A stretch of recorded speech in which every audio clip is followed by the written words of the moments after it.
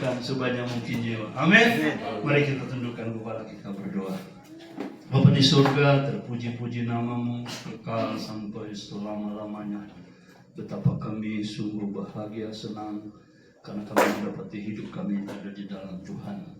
Kami memiliki kesempatan yang indah untuk memotivasi kami lewat kebenaran firman-Mu yang kami dengar bersama. Kami tetap memohon Tuhan menolong hamba-Mu yang sangat sederhana ini dan juga jemaat yang mendengarkan. Dibawa kami pada pengertian dan sungguh-sungguh itu mendorong kami, memotivasi kami, jemaat-Mu. Biarlah kami terus akan bertambah-tambah di dalam segala hal, baik secara jumlah maupun dalam pengertian-pengertian kami yang benar. Terima kasih Bapa di surga, mohon berkat hikmat Tuhan. Kiranya Tuhan karuniakan dalam nama Yesus kami berdoa. Amin. Silakan duduk Bapak Ibu Saudara.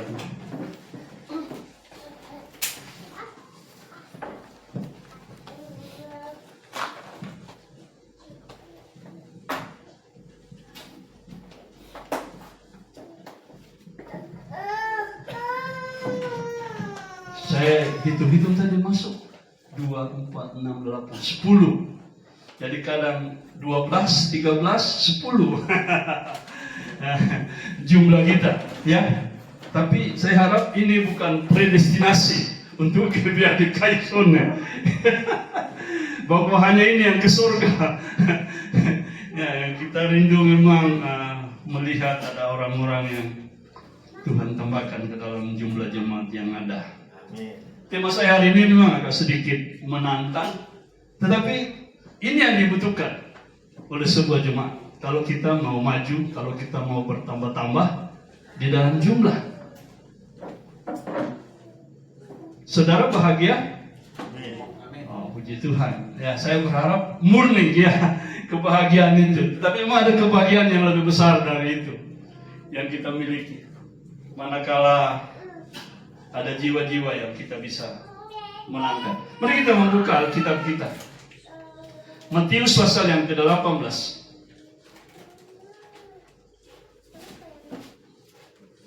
Matius 18. Ada satu perikop di situ. Ayatnya yang ke-12 dan ayatnya yang ke-14. Iya.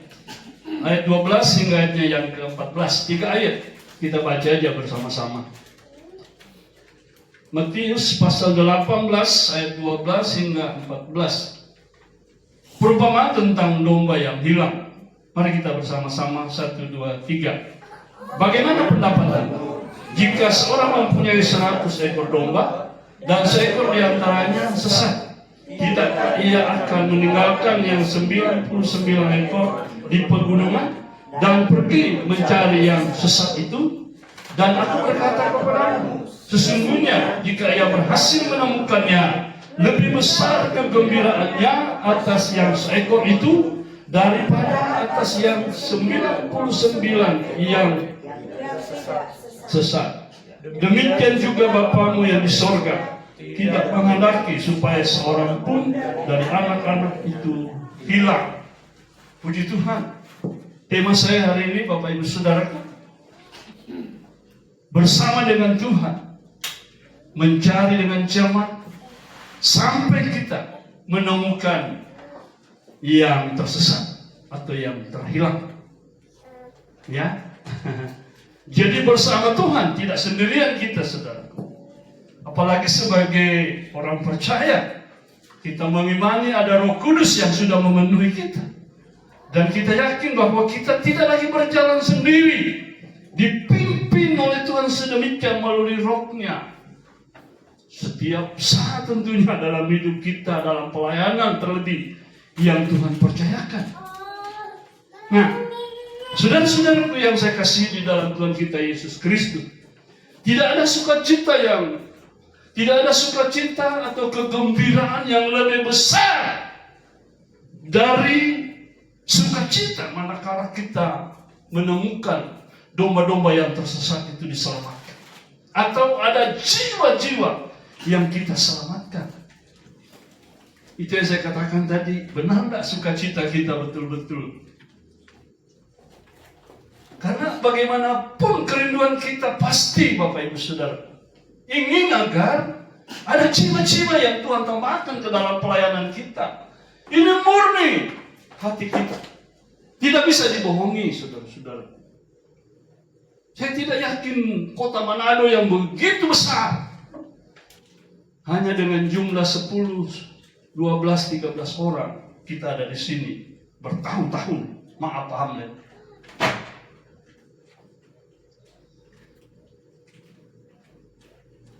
Saudara-saudara yang saya kasihi dalam Tuhan kita Yesus Kristus, ada 2 Injil mencatat perikop ini.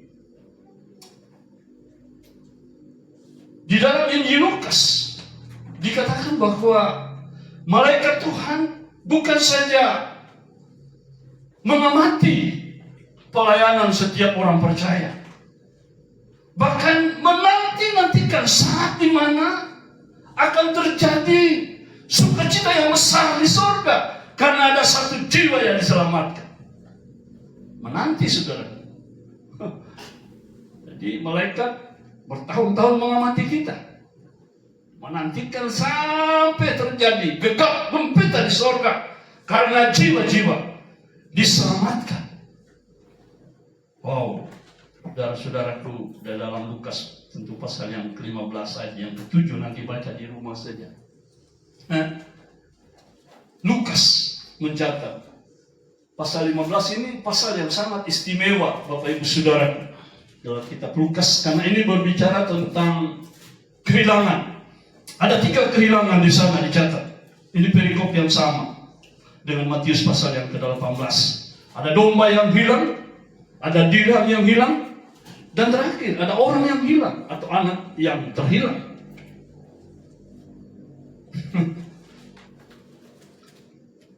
Dan ini disampaikan Tuhan Yesus di dalam perumpamaan. Dalam perumpamaan. Maka Tuhan berkata, gembala yang baik. Tentu yang dimaksud di sini adalah Tuhan Yesus, gembala yang baik.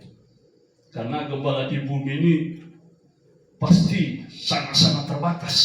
Banyak kekurangannya di sana sini. Ya, ketika berbicara tentang gembala yang baik, tentu yang dimaksud adalah Tuhan itu sendiri, dirinya sendiri, gembala yang baik. Menjaga, dikatakan, seluruh kawanan dombanya. Maka dikatakan kalau ada yang sesat, ada yang terhilang, ia akan mencarinya sampai ia menemukannya, saudara. Mencari sampai ia menemukannya. Garis bawah ini Bapak Ibu Saudaraku. Maka dikatakan di situ ia meninggalkan yang 99 ekor, yang 3 lagi membutuhkan.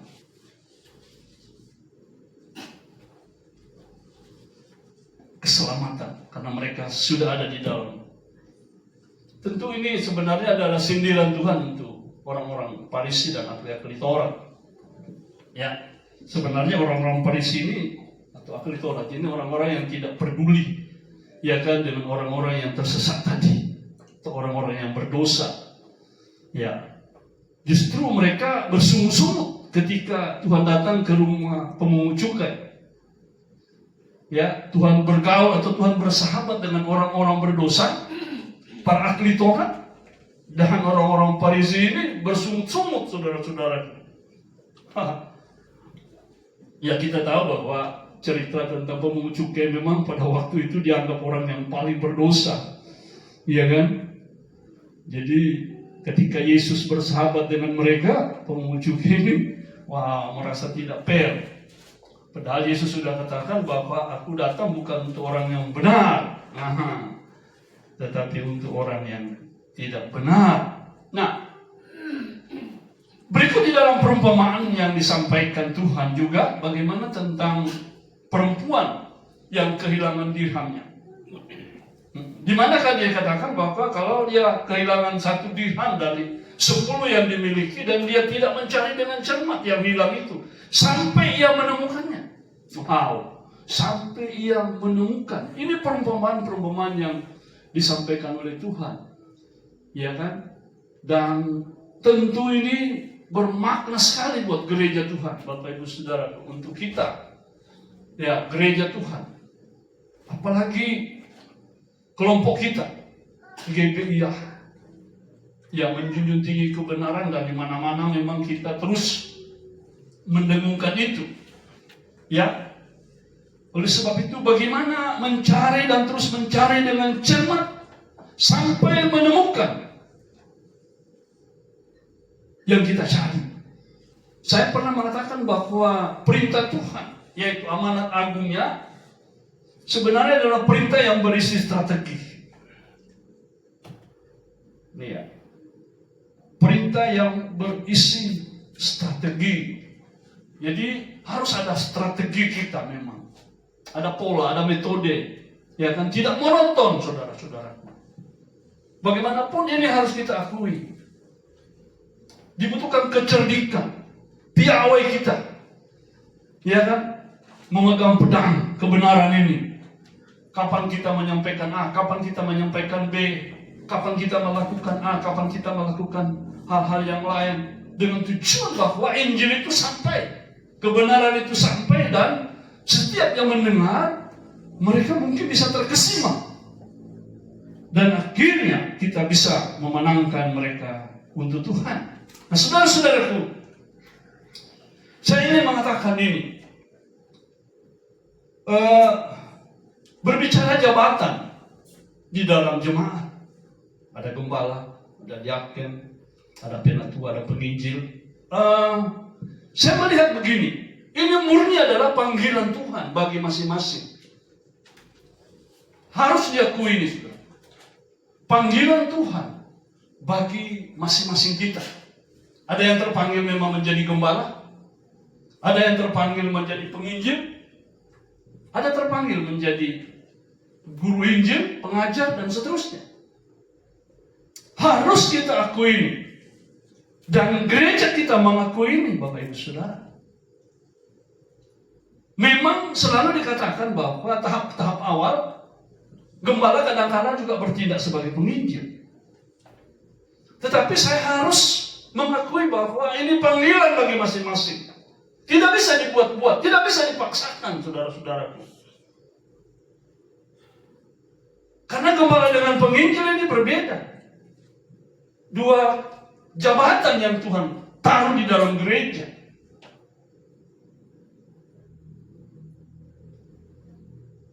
Jadi tidak cukup kita hanya secara akademik mumpuni, tetapi kita mengabaikan panggilan bagi kita.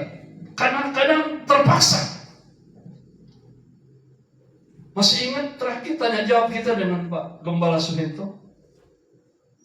Pertanyaan saya. Dan beliau mengakui.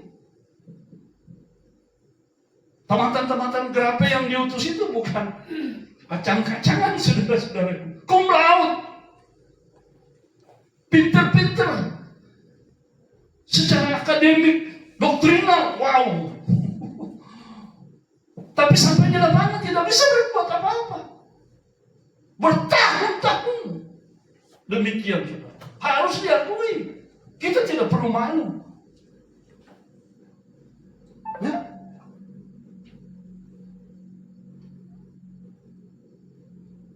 Saya jujur mengatakan, seperti contoh di Sangga. Kalau saya bertahan 2 bulan, 3 bulan, saya sangat yakin saya bisa membaptis 5-10 orang.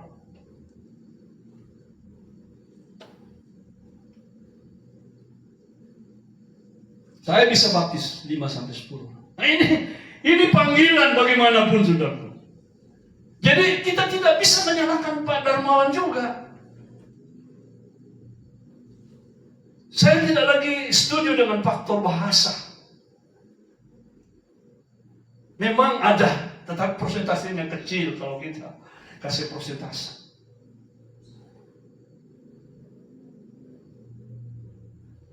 Nah, secara doktrinal, secara akademik, Pak Darmawan itu orang pintar, saudara-saudara.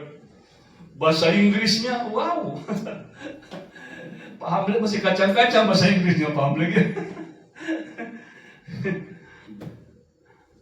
Mungkin Yunani Ibrani dia juga. Oke, publik ya. Karena mereka dia kan SKS-nya sebenarnya sudah S2 Pak ya. Iya. Tapi saudara lihat.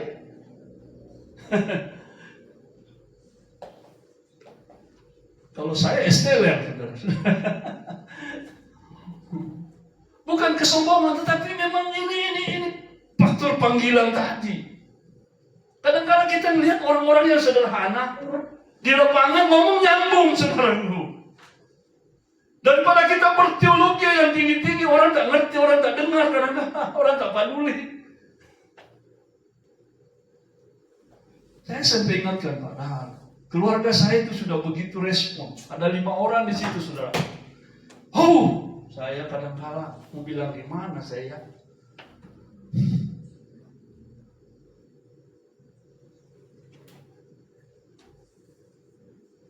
Memang kita harus bagaimana ya, antusias kita itu kan. Itulah penginjilan. Nah, berbeda memang dengan kelompok seperti di Injil ya, kelompok Injili. Mereka studi, dapat titel S1, S2, melamar ke sinode. Sinode yang mengutus. Dan diutus mereka ke daerah yang sudah ada jemaatnya, yang sudah beratus-ratus orang. Paling tinggal menunggu lagi 4 tahun, 5 tahun mutasi lagi ke daerah yang memang sudah ada gerejanya. Sudah jadi, sudah settle. Kalau kita kan memang memulai dari nol. Karismatik. Saya dari karismatik. Karismatik itu yang penting you bisa kumpulkan massa. Punya masa, apalagi punya finansial. Jadi kamu hamba Tuhan di situ. Saya pernah tantang Pak Dokter, siapa itu yang buka pelayanan di Gritma. Berminggu-minggu, berbulan-bulan pelayanannya begitu-begitu saja. Padahal mereka izinkan lagu kontemporer. Saya bilang, kalian mau gaji saya berapa? Saya kasih maju gereja ini dalam 1 tahun, kalian lihat berapa jumlah jemaat yang ada. Tak marani mereka, saudara. Apa? Kita gergetan gitu kan.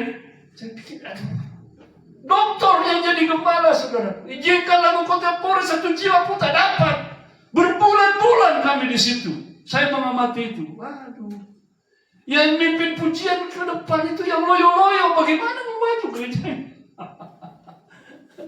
Jadi sampai memimpin nyanyi itu, saudara. Juga jangan sembarangan. Walaupun semua bisa nyanyi.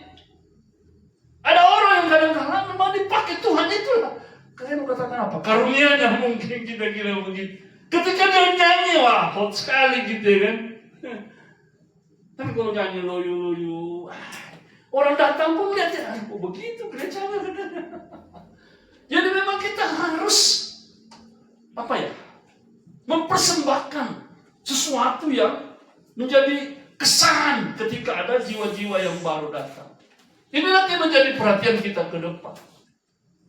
Saya harap ini bisa ditangkap. Kalau ada orang-orang baru, ya nyanyinya juga harus. Ya kan? Ini lagu-lagu himne ini kalau kita nyanyikan bisa meledak ini. Saya bilang kalau ini nyanyi digemis, digeming, wah dengan cara kita, dengan metode kita, wow. Iya kan? Luar biasa, kita yang 10 orang aja ya, sudah seperti apa sudah. Tanpa lagi dengan dalam pelayanan penginjilan saya dengan Pak Suhento di Pulau Mahengetan bersama dengan almarhum Alki. Kami buat seminar pagi. Terus masyarakat minta kalau bisa malam ada kebaktian KKR. Saya bisik di telinga almarhum, Pak, jemaat mau KKR kita bilang, dia bahas Pak Sento bilang KKR kita, nggak ada masalah.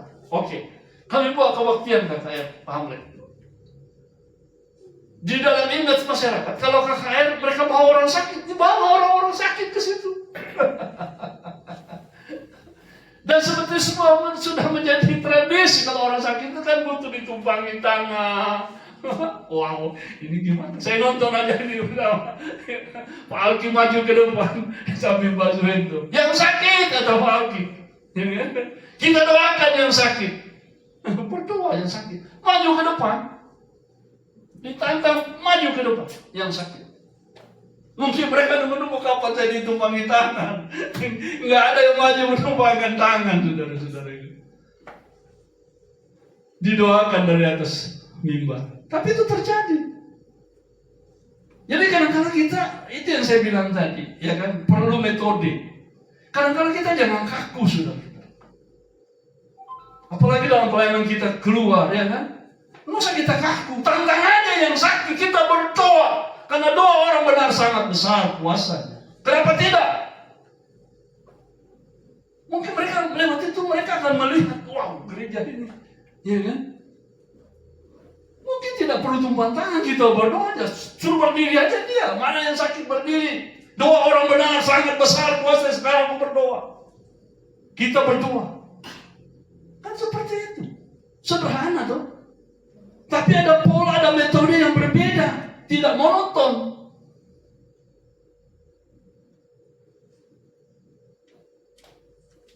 Saya tidak tahu apakah ini Alkitabiah. Saya sangat yakin Alkitabiah sekali. Karena orang sakit butuh kesembuhan. Orang lemah butuh kekuatan. Jadi kalau perlu dibuat temen, yang pertama kita akan berdoa untuk yang sakit. Berikutnya mungkin ada yang dalam pergumulan. Kenapa salah? Berdoa di hadapan Tuhan. Saudara-saudara yang saya kasihi di dalam Tuhan kita, Yesus Kristus. Kita ke perikop kita pasal yang ke-18. Di pasal 18 ini sebenarnya di awal-awal Tuhan ingin agar para muridnya benar-benar mereka siap. Karena tugas mereka diutus itu untuk mencari dan menyelamatkan yang terhilang. Nah ini. Dan ini selaras dengan kedatangan Tuhan ke tengah-tengah dunia ini. Di dalam Lukas pasal 19 ayat yang ke-10. Dia datang untuk mencari dan untuk menyelamatkan yang terhilang. Ini dia.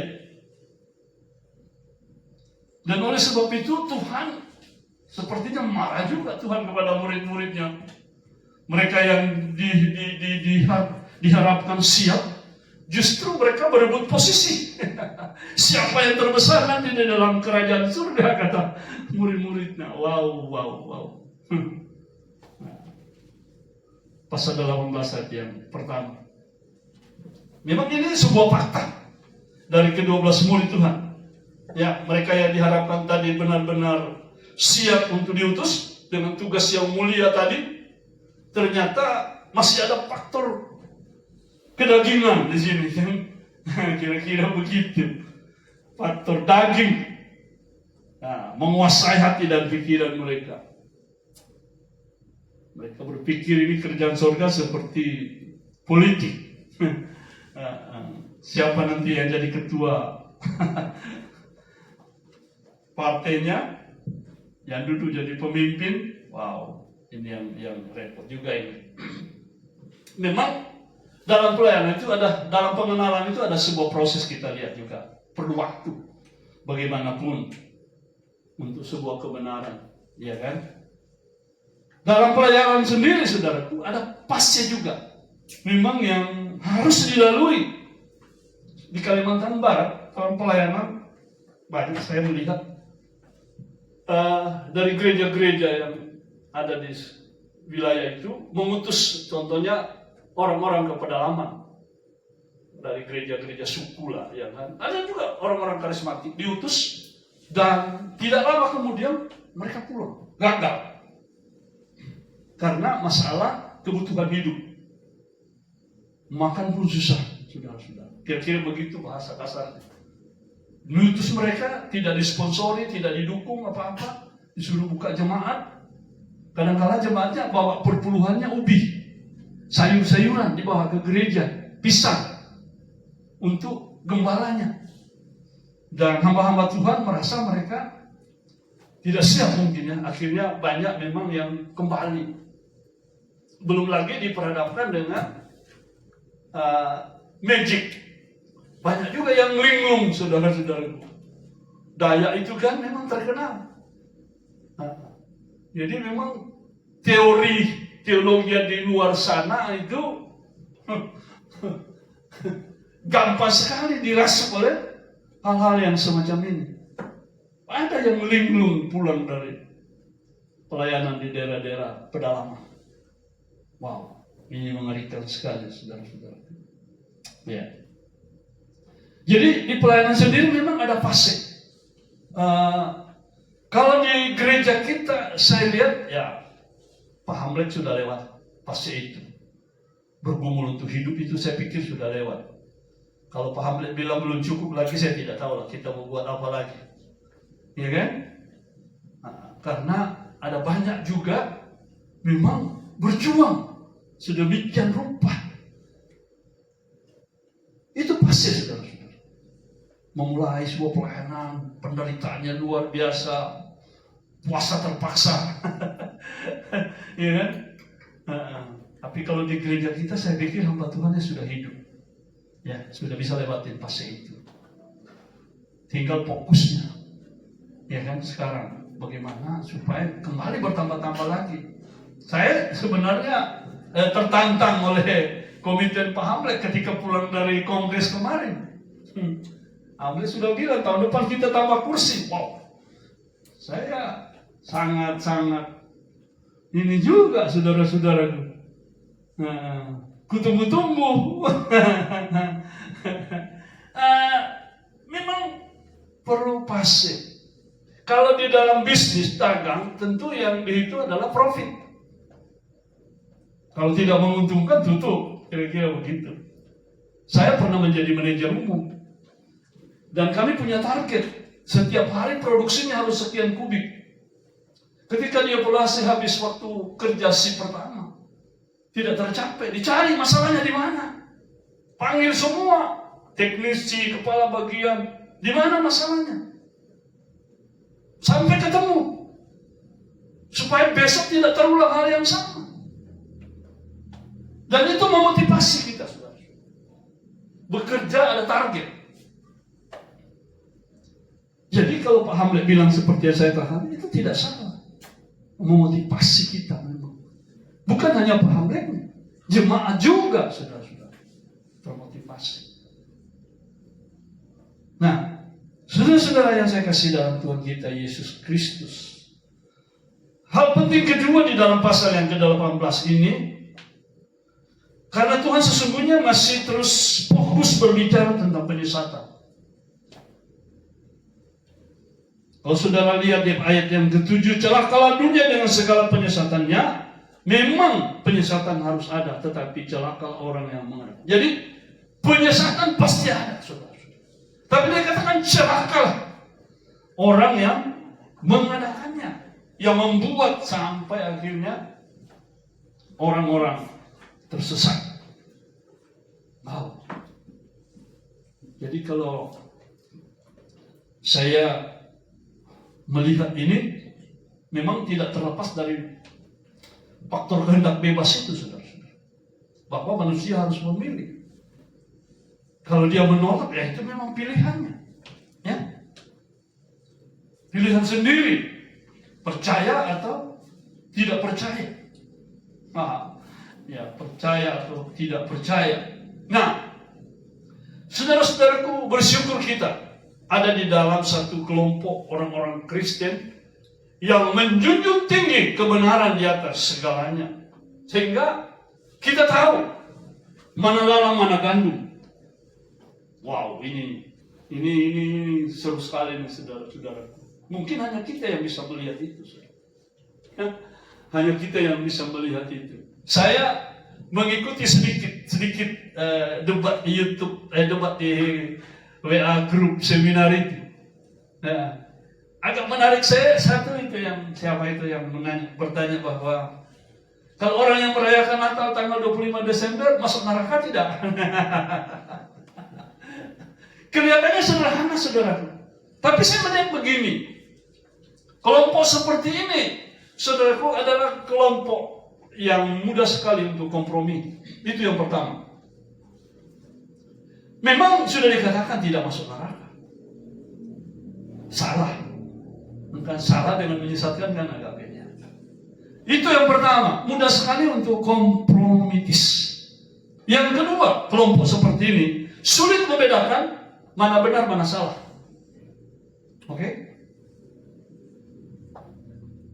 Baru yang ketiga, kecenderungannya adalah mereka gampang disesatkan. 3 faktor ini yang saya lihat. Kecenderungannya gampang disesatkan. Wah, kalau gampang disesatkan, ini berbahaya sekali. Nah, saudara-saudaraku yang saya kasih dalam Tuhan kita Yesus Kristus. Kembali kepada pasal 18 tadi. Di ayat yang ke-8. Jika tanganmu atau kakimu menyesatkan engkau, penggal dan buanglah itu. Karena lebih baik bagimu masuk ke dalam hidup dengan tangan kudung atau timpang daripada dengan utuh kedua tangan dan kedua kakimu dicampakkan ke dalam api kekal. Nah, saudaraku, ini statement Tuhan yang sangat penting. Sangat penting. Karena kita menemukan ada banyak orang yang memang tidak peduli dengan perkara rohani, saudara-saudara. Ya, tidak peduli mereka dengan perkara-perkara rohani. Ya.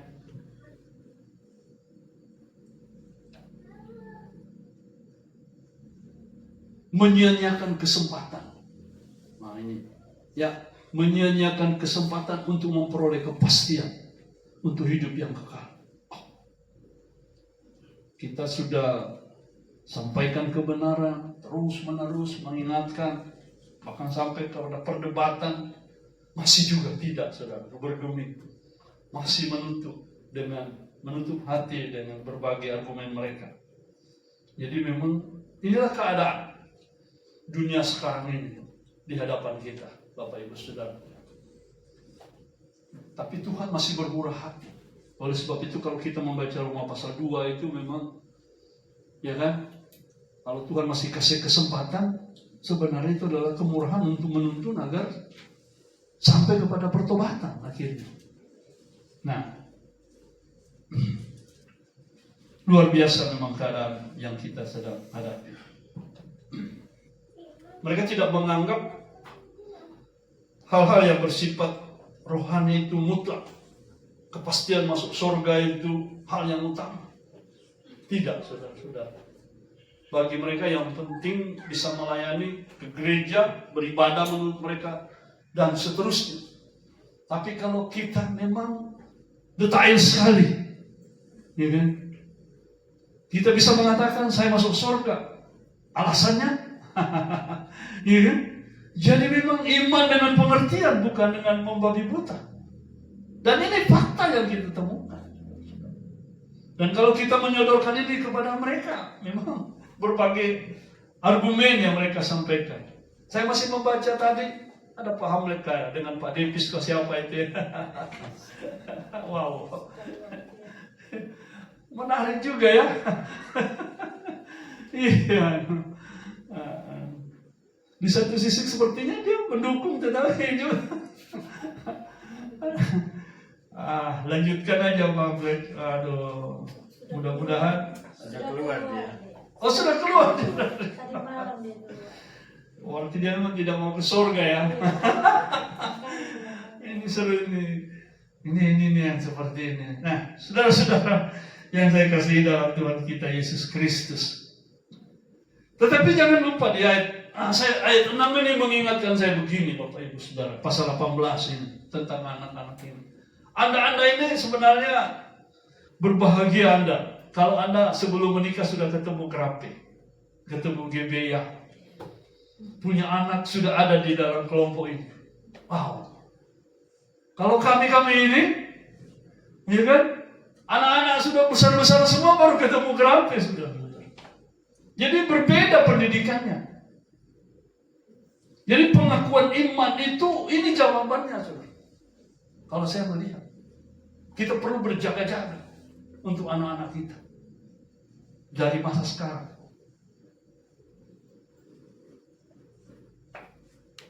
Jadi kalau kami ini, ya udah, kita tinggal lihat faktanya aja. Ya kan, seperti apa. Ya puji Tuhan kalau masih ada yang ikut di dalam kebenaran. Tapi kalau kalian yang baru punya anak ini, ya saya sangat yakin tidak mungkin lah anak-anak kita akan balelok ke sana kemari, ya kan, tidak satu gereja dengan kita, ya kan.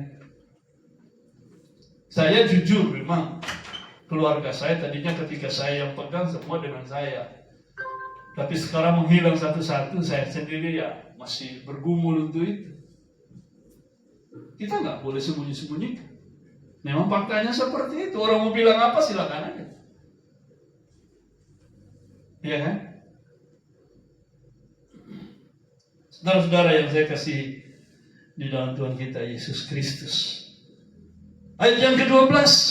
Wow, perumpamaan tentang domba yang hilang. Bagaimana pendapatmu? Katanya di sini. Jika seorang mempunyai 100 ekor domba dan seekor diantaranya sesat. Memang ada banyak salah kaprah ini yang menafsirkan ini. Yang sesat ini dikatakan orang yang sudah tidak lagi rajin ke gereja dan seterusnya. Artinya orang yang belum, artinya orang yang apa ya, yang sudah tidak lagi setia. Sebenarnya yang dimaksud sini adalah orang-orang yang masih terhilang, yang belum diselamatkan, yang butuh kebenaran mereka, butuh Injil untuk memanggil mereka supaya mereka bisa datang dan akhirnya memang bertobat dengan sungguh-sungguh. Jadi Bapak Ibu Saudaraku, saya kembali berkata bahwa berharganya satu jiwa di mata Tuhan.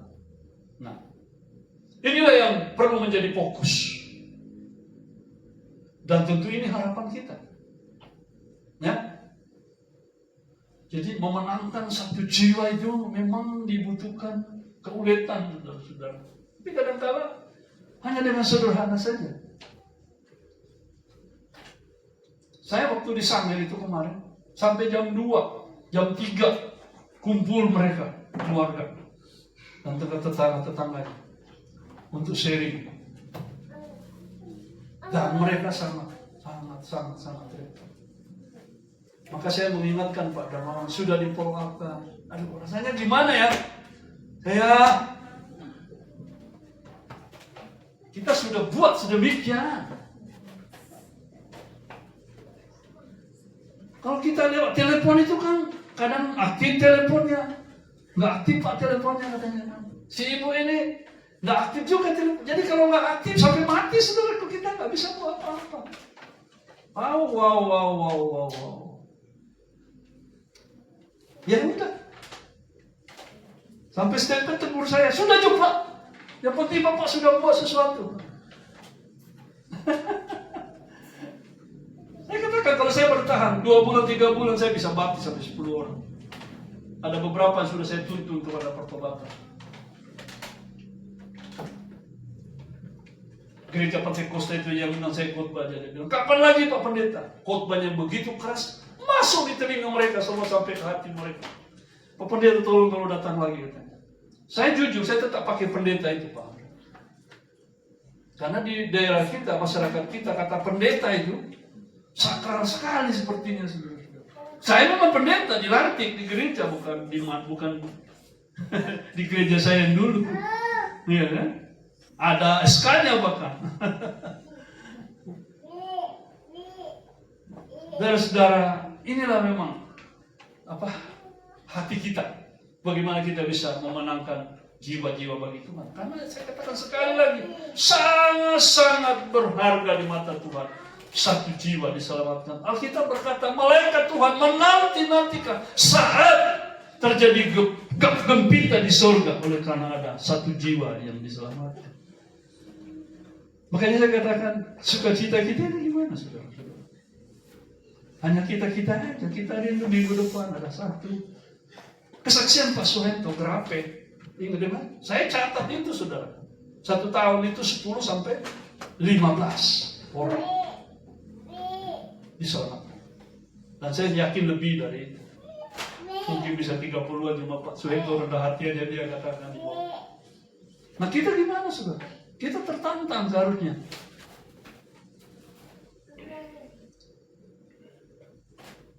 Baik Bapak Ibu Saudara.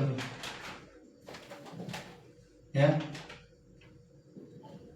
Memang itu Itulah warna-warni dalam pelayanan. Tapi saya sekali lagi tekankan bahwa jabatan itu adalah panggilan yang murni panggilan dari Tuhan bagi masing-masing. Kita tidak bisa mengangkat diri kita, saya penginjil. Apakah memang benar? Kita adalah seorang penginjil. Memang memberitakan Injil kita.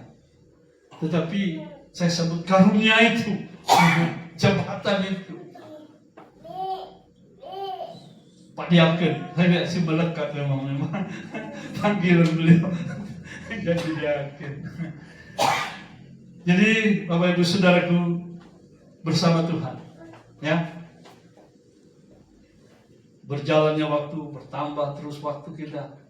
Mari bersama Tuhan kita terus mencari dan mencari sampai kita terus akan menemukan.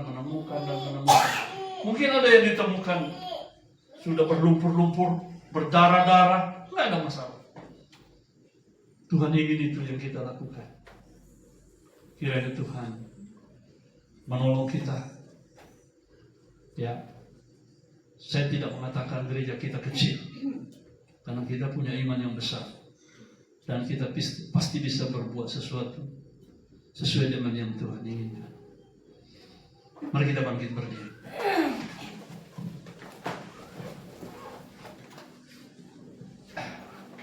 Tundukkan kepala kita berdoa. Coba kita renungkan, sudah sampai sejauh mana apa yang kita lakukan untuk kita memenangkan sebanyak mungkin jiwa yang ada di luar sana, supaya mereka boleh diselamatkan. Seminar demi seminar kita sudah lakukan. PA mungkin ada yang sudah kita juga lakukan. Dan juga hal-hal yang lain yang kita terus lakukan untuk membekali jemaat, supaya kita sampai kepada sebuah pengertian-pengertian yang benar. Bukan hanya pengertian sesungguhnya, tetapi kita menyadari masing-masing tugas kita, tanggung jawab kita yang begitu mulia dan begitu besar, walaupun dengan harga juga yang tentu tidak mudah, saudara-saudara. Tapi yakinlah pasti Tuhan menolong kita. Bapa di surga, ini kami jemaat-Mu berdiri di hadapan-Mu, Tuhan, menyatakan iman kami, kasih kami kepada Tuhan dan kepada semua orang yang ada di sekitar kami, siapapun juga mereka, terlebih yang belum percaya kepada-Mu. Karena kami tahu ada kunci itu di tangan kami. Masing-masing kami memiliki itu. Injil yang benar itu harus kami beritakan, kami sampaikan. Tolonglah kiranya ya Tuhan. Bersama dengan Tuhan kami sangat yakin kami dapat melakukannya dengan sebaik-baiknya. Dan nama Tuhan dipermuliakan. Dan gereja bertambah-tambah. Bukan hanya dalam pengenalan kami, tapi juga dalam jumlah-jumlah orang-orang yang diselamatkan. Berkati Pak Hamblek dan Ibu. Berkati semua jemaat yang ada. Biarlah kedepannya kami bisa melihat hal-hal yang lebih-lebih lagi untuk kami boleh kerjakan bersama. Puji syukur kami naikkan kepada-Mu Bapa. Dalam nama Tuhan Yesus kami berdoa. Amin. Silakan duduk Bapak. Saya kembalikan kepada Bapak.